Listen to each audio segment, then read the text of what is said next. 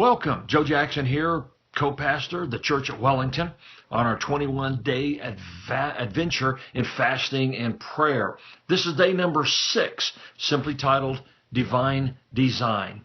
We take our text today out of Exodus chapter number 14, verses 1 through 3. Here's what it says. Now the Lord spoke to Moses, saying, Speak to the children of Israel that they turn and camp before Pi-hahiroth, between Migdol and the sea, opposite Baal-zephon. You shall camp before it by the sea. For Pharaoh will say to the children of Israel, They are bewildered by the land, the wilderness has closed them in. Okay, on their escape from the bondage of Egypt and their journey towards the promised land, Israel is headed toward the easier route, the shortest pathway back home. But God has a better plan for them. On day number 2, we discussed the way of the wilderness. So today we're going to focus on the place God led them in order to display His enormous, great power. The history and background of Baal-zephon is absolutely fascinating. The worship of Baal was well known throughout the whole Fertile Crescent, all the way down into the area and the land of Egypt. And it was also here on this mountain, Baal-zephon.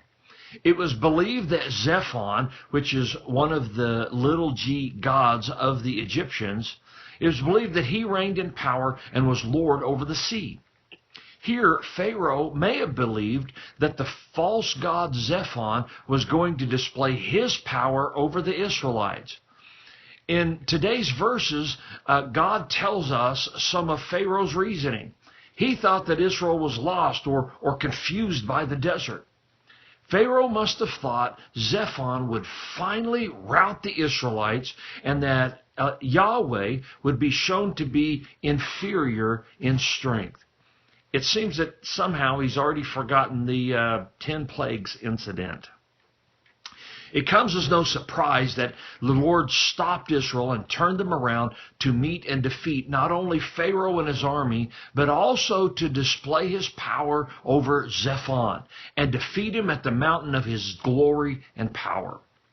Not only this, but God would lead His people directly through the sea which the Egyptians believed that was under the control of Zephon.